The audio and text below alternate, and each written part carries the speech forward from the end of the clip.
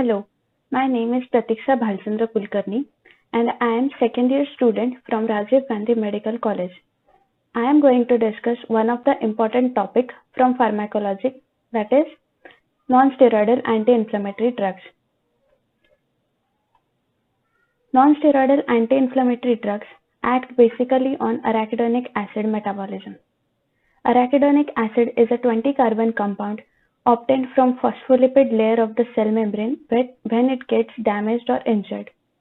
Arachidonic acid is metabolized by two pathways, cyclooxygenase and lipoxygenase. Cyclooxygenase pathway uses two enzymes COX-1 and COX-2 to produce prostaglandin and thromboxanes, whereas lipoxygenase pathway uses LOX enzyme to produce leukotrienes. These substances are mainly responsible for the inflammatory action that is produced whenever we get damaged or injured. So, what are non-steroidal anti-inflammatory drugs? These are arachidonic acid analogs. Hence, they competitively inhibit for the enzymes COX-1, COX-2 and sometimes LOX2. Hence, it inhibits the production of prostaglandins and hence the inflammatory action is suppressed. These are non-narcotic, non-sedative drugs that act mainly as anti-inflammatory, anti-analgesic and antipyretic drugs.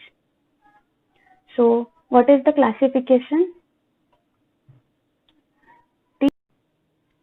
These drugs are classified into four groups based on their action on COX-1 and COX-2 enzymes. So, they are classified as non-selective COX inhibitors, preferential COX-2 inhibitors, selective COX-2 inhibitors, and with poor anti-inflammatory action. Drugs come under non-selective COX inhibitors are salicylic acid derivative like aspirin, acetic acid derivatives like ketorolac, phenamate, enolic acid derivatives like piroxicam, propionic acid derivatives ibuprofen, and pyrazolone derivatives phenylbutazone. The mnemonic for remembering these drugs is their initial letters are S, A, F, E, P, P. So, non-selective COX inhibitors can be remembered as safe PP drugs. Then comes preferential COX-2 inhibitors. Except nimesulide, other drugs has the suffix NAK or LAK. So these are also easy to remember like nimesulide, diclofenac, aceclofenac and etodolac. Then comes selective COX-2 inhibitors. They have suffix COXIB, which itself is indicative of their action. That is, they are COX-2 inhibitors. They selectively inhibit COX-2. They are parecoxib, celecoxib, lumiracoxib and etoricoxib. Then the drugs with poor anti-inflammatory action. They are paracetamol and nifopam. So here is the classification. There is one trick which can be used for remembering selective COX-2 inhibitors. That is, selective COX-2 inhibitors are like the topper students of the class. They inhibit, that is, they stop using their pyari cheeze like cell phones, Almira and emails. So this is one of the way to remember these drugs.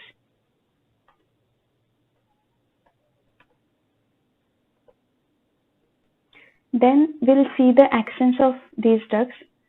They produce analgesia. The analgesic action is produced by inhibiting the prostaglandin interferons leukotriene production by inhibiting COX pathway. The central analgesic action can also be produced in brain and dorsal root of spinal cord, where PG synthesis is inhibited. Then they show antipyretic action. This action is shown by blocking prostaglandin and other pyrogen production. The isoforms of COX-3 in hypothalamus is also inhibited Hypothalamus is known as heat center. So, in this way, the antipyretic action is produced. Anti-inflammatory action is produced by inhibiting both COX-1 and COX-2 enzymes. Also, free radicals produced by these drugs inhibit selectin molecules on activated inflammatory cells and endothelial cells. Stabilization of leukocyte lysosomal membrane and antagonizing of certain actions of kinins is also responsible for the anti-inflammatory action of these drugs. The antiplatelet aggregatory action is also shown by NSAIDs. This action is produced by inhibiting thromboxane A synthesis, and hence prolonged bleeding can be seen in the patients who are on treatment with non-steroidal anti-inflammatory drugs. These drugs produces gastric mucosal damage. How it is produced? So the PG prostaglandins are responsible for protection of the mucosa from acidic secretions of the gastric glands. So due to decreased prostaglandin production, there is increased diffusion of hydrogen ions, and also there is decreased secretion of HCO3 and mucus from the gastric glands. This is what is responsible for gastric mucosal damage. During parturition, what happens is there is increased production of prostaglandin by uterus, which is responsible for the rapid contractions of the uterus. So, we can control postpartum hemorrhage by inhibiting the prostaglandin production by uterine tissues. Then, their action on ductus arteriosus. During fetal circulation, ductus arteriosus is kept open, patent, by the production of prostaglandin by the local tissues. So, NSAIDs can be used for the closure of ductus arteriosus after the birth. Their role in dysmenorrhea. During menstruation, prostaglandin production is increased, which causes cramps. So, NSAIDs act by reducing uterine prostaglandin production, and hence they relieve from the menstrual cramps. Then they have anaphylactic action. Diversion of arachidonic acid metabolism leads to production of leukotrienes. Hence, the anaphylactic action is produced. So, the patients with aspirin may show precipitation of asthma, urticaria, etc. Then comes the renal effect. Renal effect by these drugs are mainly produced by three mechanisms. First one is COX-1 dependent effect. By inhibiting COX-1, there is decrease in GFR, which leads to renal insufficiencies. Then, by inhibiting COX-2 enzyme from JG cell, sodium and water is retained. It may cause papillary necrosis on habital intake. So here are the overall effects of NSAIDs on different systems and different body parts. So it results in the closure of ductus arteriosus. It has role in the allergies. It produces hepatotoxicity and hence hyperglycemia. It may produce sometimes pancreatitis. Then bleedings and mucosal irritations are also seen. It causes sodium and water retention and renal failure in chronic cases. Some side effects are pulmonary edema too. Then peptic ulcer and mucosal irritations are very common in cases of NSAIDs. Then NSAIDs are also effective in postpartum hemorrhages and during menstrual cramps. After discussing about the overall action of NSAIDs on different body parts, now we'll discuss about some individual drugs from each groups. So first one is aspirin. Aspirin is used as analgesic, antipyretic and anti-inflammatory drugs. Analgesic effect is increased by adding the dose of codeine with aspirin. Aspirin is also used in osteoarthritis and other arthritis too. In post-MI and post-stroke patients, it plays a very important role as an analgesic. It is a drug of choice in niacin-induced flushing. It has adverse drug reactions too. So these are the adverse drug reactions of aspirin. Aspirin in GIT causes vomiting and gastric irritation. It can also cause bleeding and peptic ulcers. In renal system, there is retention of sodium and water. This may lead to papillary necrosis and chronic renal failure. Though the central or direct actions on CVS and CNS are not seen, but it may cause rise in BP, increased bleeding tendencies, etc. It may result in the raised serum transaminase levels because of effect on liver. The CNS effects include headache, mental confusion, behavioral disturbance, and precipitation of seizure rarely. It has hematological effects like thrombocytopenia. Some other insignificant effects of aspirin are rhinitis, nasal polyposis, skin rashes, pulmonary edema, hyperglycemia, hyperthermia, etc. So, what are the contraindications of aspirin? Aspirin should be avoided in patients who are sensitive to peptic ulcers, bleeding tendencies, etc. In children, high dose of aspirin may cause Ray's syndrome.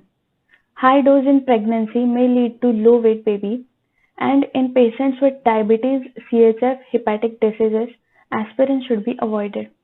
Then we'll discuss about diclofenac. Diclofenac sodium is a preferential COX-2 inhibitor. The antiplatelet action is due to COX-1 sparing action of diclofenac. It is well absorbed orally and it is 99% plasma protein bound. It is excreted through urine and bile. It has good tissue penetrability.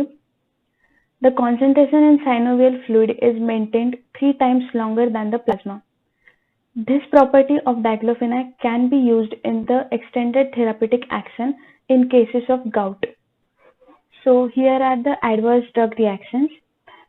Adverse drug reactions include epigastric pain, dizziness, rashes, headache.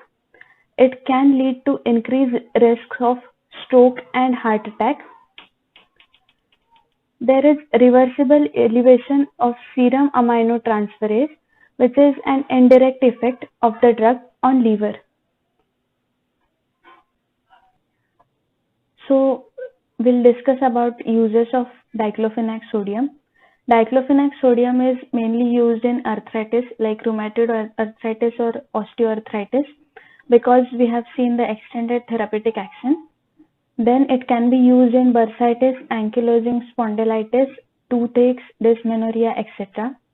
It is also used in renal colic and post-operative pains and post-operative inflammatory conditions. Then we'll discuss about acetaminophen, that is paracetamol. Paracetamol is a good analgesic, good antipyretic, but it has very poor anti-inflammatory action. The side effects of paracetamol are quite insignificant. That is, they cause insignificant gastric irritation and mucosal erosion. There are less severe side effects in CNS and CVS. No effect on platelet function or clotting factors. But occasionally it can lead to hypoglycemic coma, renal necrosis, and hepatotoxicity. Amongst all NSAIDs, acute paracetamol poisoning is the most common poisoning seen. Then we'll discuss about indomethacin. Indomethacin is acetic acid derivative and a non-selective COX inhibitor. It is a drug of choice in acute gout and Bartter syndrome. The analgesic effect produced by indomethacin is quite significant when it is given with codeine. It produces central analgesic effect. It is analgesic of choice in cases of psoriatic reactive arthritis. The side effects of indomethacin are nephrotoxicity and pancreatitis. Then we'll discuss about ibuprofen. Ibuprofen has 3 common uses that are anti-analgesic, anti-inflammatory, and antipyretic action. It is drug of choice in closure of patent ductus arteriosus. It is most common cause of drug-induced aseptic meningitis. Ketorolac, it is a acetic acid derivative and a non-selective COX inhibitor. It has potent analgesic effect, and the analgesic action is as good as opioids. Hence, it is used in post-operative pains, which are very severe pains. It can also be applied topically, and hence it is used in cases of inflammatory disease of eyeball as an eye drop. Then we'll see about selective COX-2 inhibitors. They cause less side effects as compared to non-selective drugs. Hence, they can be used as analgesic and anti-inflammatory drugs, but they were withdrawn from the market because of high risks of myocardial infarction and hepatotoxicity. Now, after discussing about all the classes of NSAIDs, we need to discuss about two important poisonings, that is aspirin poisoning and paracetamol poisoning. So the anti-inflammatory action produced by aspirin is at 3 to 6 grams. In children, it is even less. So high dose of aspirin greater than 10 grams can lead to aspirin poisoning. What happens in aspirin poisoning is there is increased ventilation, due to which respiratory alkalosis is produced.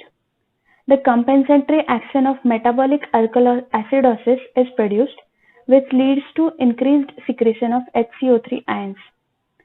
At the same time, there is increased activity of respiratory muscle, which results in high lactic acid production. Both of these actions results into ultimate increase in the overall acidity. So what is the treatment of aspirin poisoning? It is nothing but sodium bicarbonate. Then we'll see about the paracetamol poisoning. How paracetamol poisoning has occurred? Paracetamol, when we consume, 90% of the drug is metabolized to excretable and non-toxic substances, but the 10% of the drug is metabolized to NAPQI, which is a toxic substance. NAPQI has affinity towards sulfur, and hence it binds to cysteine of glutathione, which is released from liver. Glutathione is one of the important compound for conjugation, and it is useful in the detoxification of many of the other toxic substances. So if NAPQI binds to glutathione, the availability of glutathione in the serum is reduced, and this results into the poisoning effects. So when does poisoning occurs? Poisoning is caused by increased production of NAPQI or decreased glutathione production. So what is the treatment? First treatment is gastric lavage and charcoal, and the second treatment, which is the antidote for paracetamol poisoning, is N-acetylcysteine. N-acetylcysteine again has cysteine, that means sulfur. Hence NAPQI, instead of binding to glutathione, binds to N-acetylcysteine, and hence the poisoning effects are reduced. So here we conclude the topic of NSAIDs. Thank you so much.